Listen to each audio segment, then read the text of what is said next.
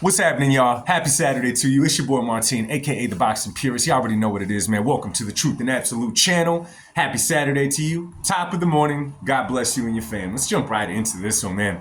We already know what tonight is, man. We got a war going on tonight. You know what I'm saying? A civil war, right? Versus Navarrete and Oscar Valdez. Now, if you saw their first fight, you were on the edge of the seat. You were biting your nails. You were probably like this, not talking to nobody, because the fight appeared like it could end at any second because of the high action that they brought into this fight.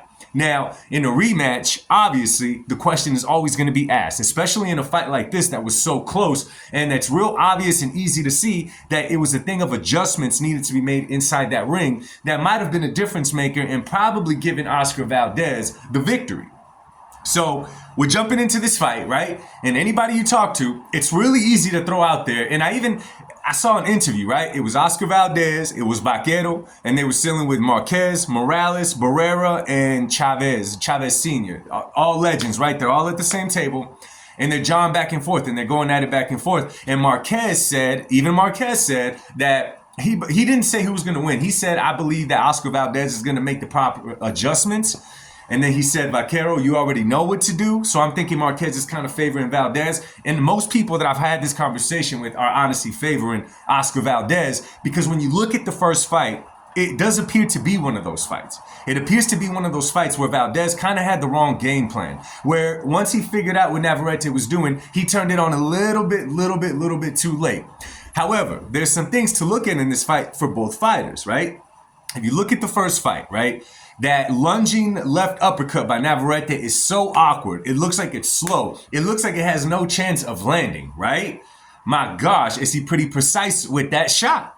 Okay, and we saw early on in the fight, it was giving Oscar Valdez problems. But you also saw Oscar Valdez start timing Navarrete coming in when he would lunge forward, and he'd catch him with that left hook. A beautiful left hook, if I may add. So, obviously, Oscar Valdez found out how to neutralize Navarrete coming in the way he does lunging in, right? Okay. Also in that fight, we saw later in the fight that Valdez started pressing Navarrete, okay? He started pressing the action against him. In the beginning of the fight, the first 4 or 5 rounds, it was the other way around with Navarrete coming at Valdez pressing the action. So there's going to be adjustments needed to make by Valdez. Obviously, Navarrete won the first fight, but we also got to remember that Navarrete is going to make adjustments as well.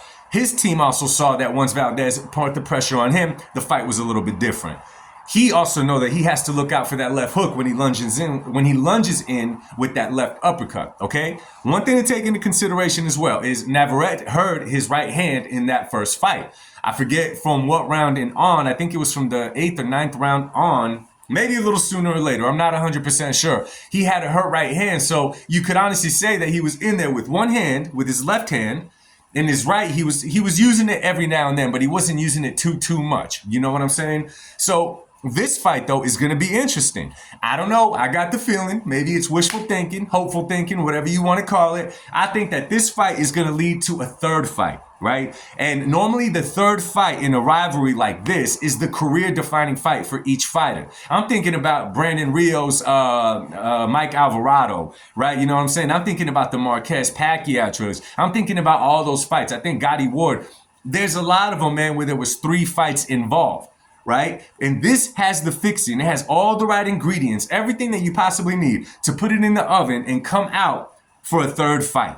I'm going to be real with y'all. On this one, I'm going to go out on a limb because, again, we can see that a fighter needs to make adjustments, but that's with the assumption that the other fighter is not. Right? We see they're each going to make adjustments. We'll see what they bring to the table. I think Oscar Valdez this time does a little bit more. I think he gets the edge. I think he gets the victory. But we shall see, man. We'll see it tonight. I'm going to try to have a live party when it comes to this. So make sure you check it out, yo. Much love to y'all. God bless. Go down in the comment section, man. Drop a comment. I want to engage with y'all. I want y'all to engage with each other. Let's talk boxing, baby. Much love to you. God bless. I'll speak to y'all later. Peace.